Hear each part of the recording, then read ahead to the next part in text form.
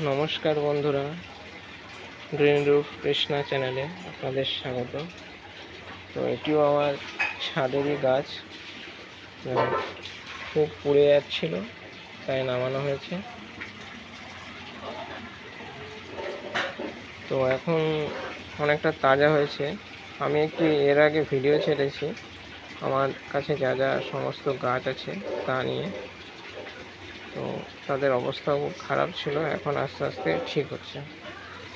তো কারি পাতা আমরা কী করি, আমরা তরকারিতে ইউজ করি।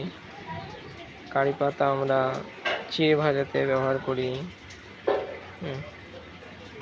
তো এরকম একটা কারি পাতা গাছ থাকলে আমাদের কোথাও খুঁজতে যেতে হবে না কারি পাতা কোথায় আছে। তো সবাই ছাদে অবশ্যই একটি কারি পাতা গাছ লাগান এবং নিম পাতা গাছ তো অবশ্যই লাগাবেন, কারণ আমাদের বাড়িতে এই যে যারা ছাদ বাগান করে তাদের নিম পাতা অবশ্যই লাগে। কারি পাতা এখানে একটু ফল ধরেছে, ফলটা ছিঁড়ে ফেলেছি, লাগবে না আর। তো কারি পাতা নিয়ে সেরকম কিছু বলার নেই। তো নমস্কার বন্ধুরা, ভিডিওটি ভালো লেগে থাকলে আপনারা চ্যানেলটি অবশ্যই সাবস্ক্রাইব করবেন এবং বেল আইকন নোটিফিকেশনটি অবশ্যই ক্লিক করবেন। ধন্যবাদ।